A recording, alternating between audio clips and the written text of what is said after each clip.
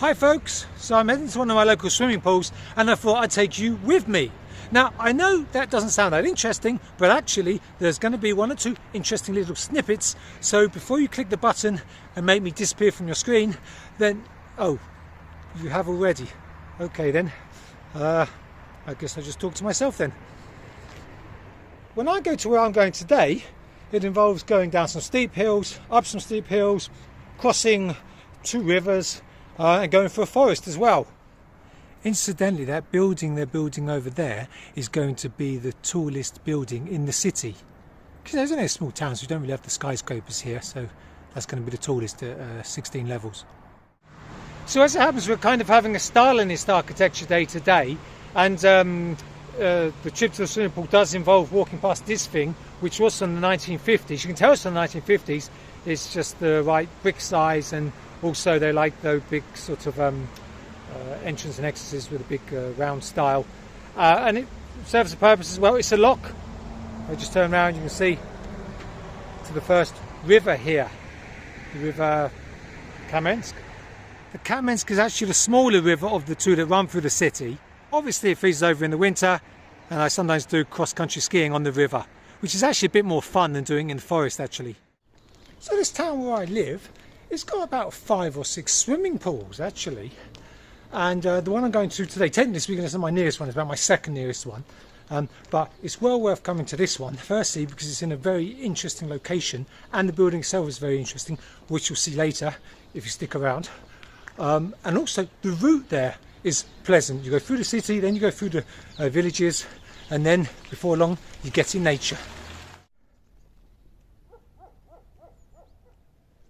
So as you can probably see behind me, I've come to the nature area, and I mean the city is just completely surrounded by this forest, and you can see as well the second river. It's the bigger of the two.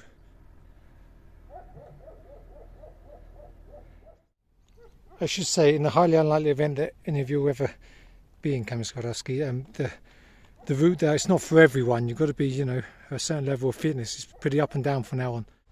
The swimming pool is part of a sanatorium, and it's in the middle of the forest.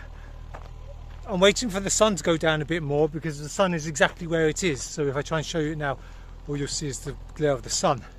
But it's a stunning location and well worth coming to this one in particular, especially because, you know, it's not just swimming pool, sauna, steam room. So after quite a hike getting there, you know, you can relax once you're there.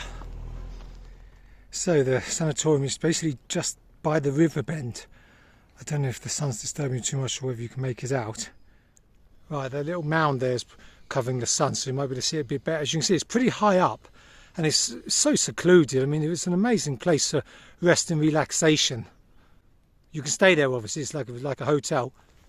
I think this really is the main advantage, isn't it, of living in a smaller town instead of a big city. You know, in a big city, if you want to get out into nature, you've got to get yourself to the train station, jump on a train, crowded train, pay a lot of money, etc, etc. Whereas here, you know, I live on one of the main streets of the town, but I'm in nature in just a 15-minute walk.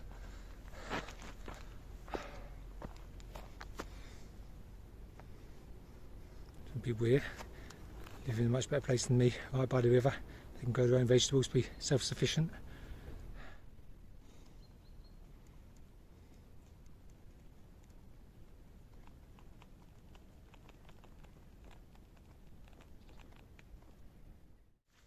To be honest, I pity anybody who doesn't live where I live in the Urals, Siberia area. You know, you've got all this nature here, and what I like about it is it's sort of, what's the word?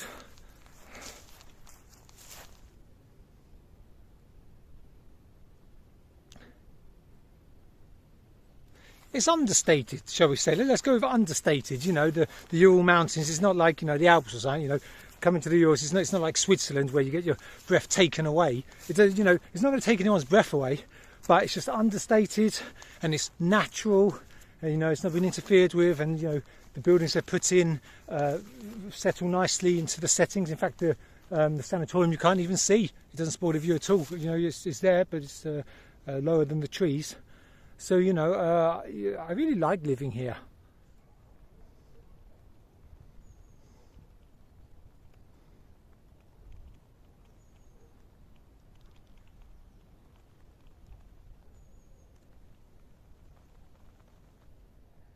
So that tower thing, or Besedka, whatever it is, that's kind of the entrance point to the Sanatorium swimming pool.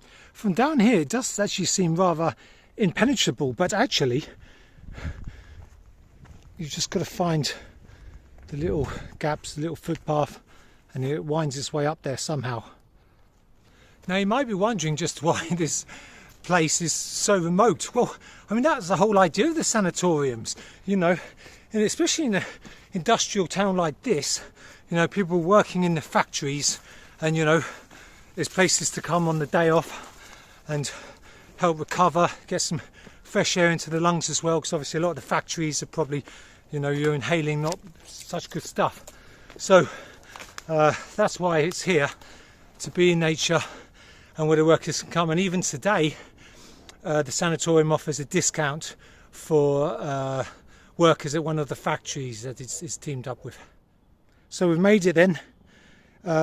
All that you see there, the craggy cliffs on the left side of the bank, that's where we just walked from. Here's the first view of the sanatorium itself.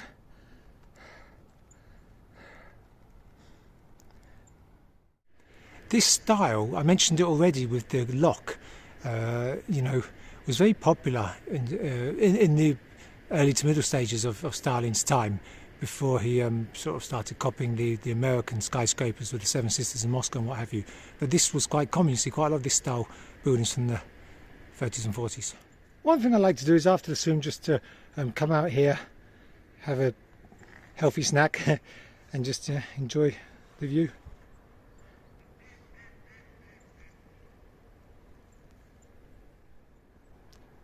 So everything you're seeing really, I guess, including these railings, and that statue there is original 1940s. Okay, I mean the statue may have been added in the 50s or whatever, but you can quite clearly see that it's not exactly new, but well done them for keeping it. Now a lot of people who are leaving reviews about this place, you know, on online sites and that, they're basically all saying, yeah, it's really cool, but most of them are all saying it really needs a renovation. Now, yeah, okay, I'm not going to deny that, but it's just a shame that everything always gets renovated. You know, it's cool to have stuff like this still functioning, because most things from the 1940s or around that time, they either have become dilapidated, they're empty, and now they've been taken over and they're like there's graffiti, or they're destroyed, and you know, you can't even access them half the time for safety reasons. They're closed off because they're not safe anymore. Or they go the other way and completely renovate them and swank them up, and then they lose all their character from the time. So I say, you know, yeah, sure, it's basic and simple, but look, let's just revel in that and enjoy that. It's a piece of cultural heritage after all, right? Now I entered sort of the rather wild way, but these steps have been created for the guests of the sanatorium to head down to the river level. I guess it's probably going to be similar to what we've seen already, but whatever, I'll do it anyway. Of course, times were different then. You know, people were happy to just sit on a bench in nature and read a book or a newspaper. So the further down you go, the slightly more dilapidated it gets, but you know, so what? Alright, so eventually you come down to the ground level here if you want to do some fishing. In fact, I think there's a fisherman over there by the looks of it. And of course, in the summer months, sunbathing, swimming in the river, that's all fair game. Inspecting these railings here really gives you an idea of how the freezing temperatures here over time just wears away the concrete. I mean, let's not forget, this was built in the late 40s, so in the post-war years. You know, the Soviet Union was absolutely decimated during the war. So I guess, you know, the years after the war, they might not have had all the best materials available or the best sort of processing plants, things like that. So they probably just had to make do with what. So perhaps, you know, these weren't always built with the best materials, which is why a lot of them probably are now in a dilapidated state. But, you know, you have to work what you've got at the time, don't you? Look, in fairness, although they haven't messed with the main corpus, the main building, you know, they have added some newer ones. So really here, I mean, it's all about the location really, isn't it? Set in the forest, inside there's not that much of interest, in fairness, but there's a couple of things that I'll just show you. First thing, just as you come in the door, look at this, like a huge winter garden. How cool is that before you even get to the reception? Most unusual. Now look at this thing on the staircase, this is really cool. This is made from local marble. At the time as well. Fantastic piece of art.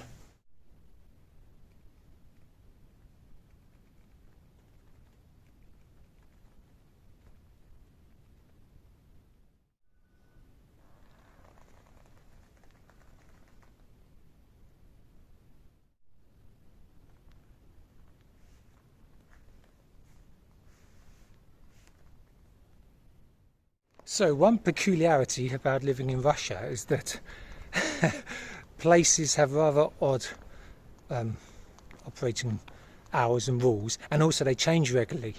So here, for example, on Monday, it's closed every Monday for a sanitary day, which I knew about. But what I didn't know is that on today's day, it closes 2 hours earlier than all the other days. So it's just unfortunate I picked today. So yeah, a bit of a wasted journey, but not a wasted journey because I brought you with me and we got an interesting video out of it. So it just means I don't get to relax my aching legs in the sauna and swimming pool today. But never mind, I don't regret it because I had a wonderful late afternoon autumn walk in the forest to get here. To be honest, it doesn't really matter that I can't go swimming anyway because I wouldn't have been able to record in there anyway because firstly, my phone's not water resistant, and secondly because nobody wants to see me in my tight little Speedos.